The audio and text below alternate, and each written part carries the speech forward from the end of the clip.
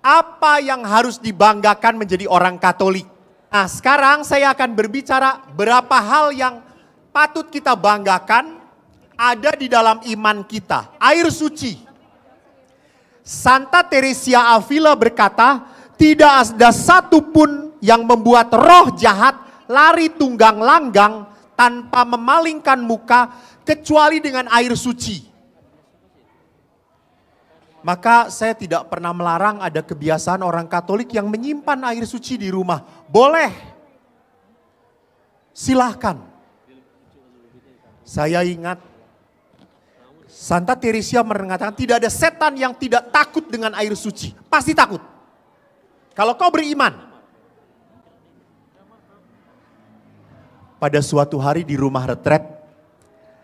Di rumah retret kami itu seringkali banyak, kadang-kadang sudah didoakan karena malam kesurupan. Lalu saya tidak ikut dalam acara kesurupan itu. Frater yang masih blow on yang masih ikut. Lalu frater ini sudah kesurupannya di kapel. Di situ ada tabernakel, ada sakramen Maha Kudus. Anak ini dipegang oleh beberapa orang, dibantingkan. Lalu frater itu sudah mendoakan dalam nama Yesus aku mengusir roh jahat.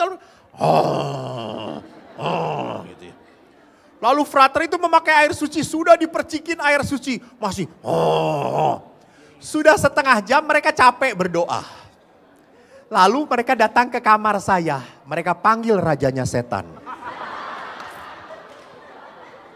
Terus mereka ngomong, pastor ada yang kesurupan. Doain, beres. Sudah pastor, sudah sampai bibir kita doer. Oh ya sudah, saya sekarang. Terus saya datang pakai jubah. Lalu saya datang, anak itu. Wah, gitu. Terus saya ngomong kepada frater keluar. Lalu banyak anak di situ. Anak-anak keluar. Semuanya. Biarin saya cuma berdua. Orang gitu, wah gitu. Saya diemin. Setelah semuanya pergi keluar sudah sepi toh, saya ngomong, lu sendirian di sini, kapel gua matiin. Saya pergi juga, lu sampai pagi sendirian silahkan ya. Lalu dia langsung, oh jangan gitu pastor gitu ya.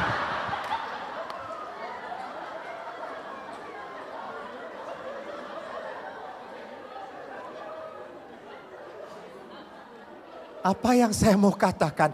Kalau orang kesurupan beneran di kapel tidak mungkin, lalu sudah dipercikin air, sudah didoan, pasti pergi. Ini anak cari perhatian. Jadi dia selama banyak orang, wah. Orang hari ini, mana sorangan sih di dia. Tuang orang reusian, orang oke gitu. Itu lihat.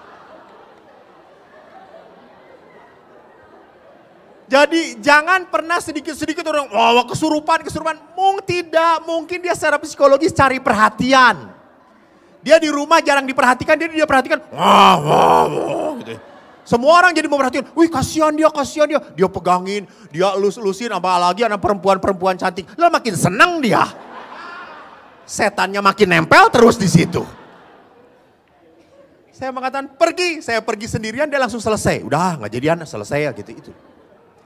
Jadi percayalah. Kedua, tanda salib.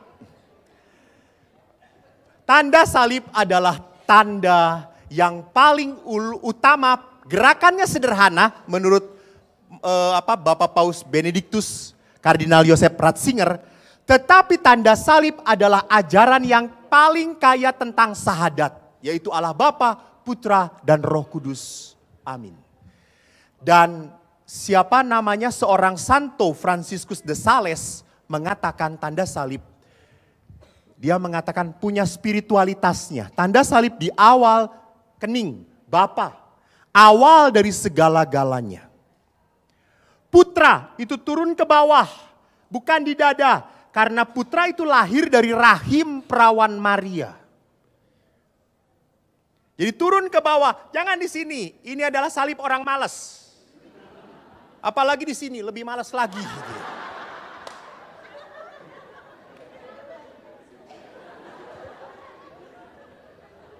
Apalagi dia. Apalagi perempuan kan tiap pagi tanda salib. Sama Paulus, amin. Jangan kamu mau laki-laki ya. Tanda salib mengawali dari atas dalam nama Bapa dan Putera, di mana Putera itu lahir dari perawan Maria. Roh Kudus itu gerakan dari kiri ke kanan.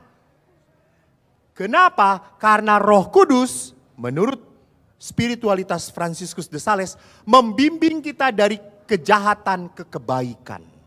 Jadi bukan Roh Kudus, amin, tapi Roh Kudus, amin. Ini spiritualitasnya dari Franciscus de Sales yang menurut saya baik kita lakukan. Apakah satu-satunya yang paling benar? Tentu tidak. Tetapi supaya kita tahu maknanya, jangan sampai membuat tanda salib seperti pemain sepak bola, habis gol.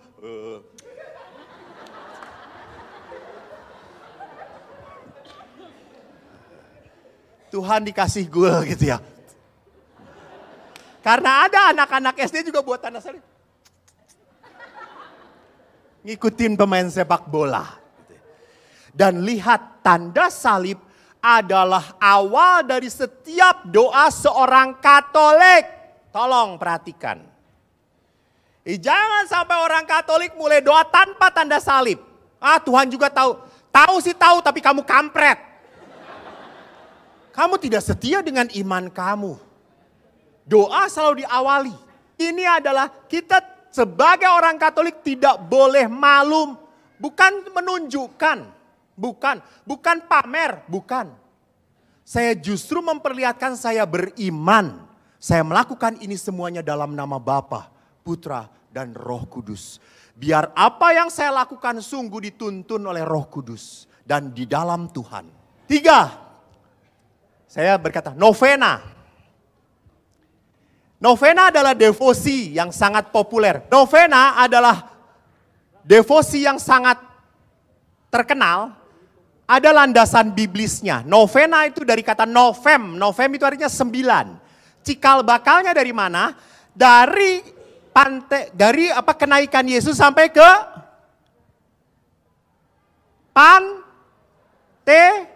Pantekosta. 9 hari.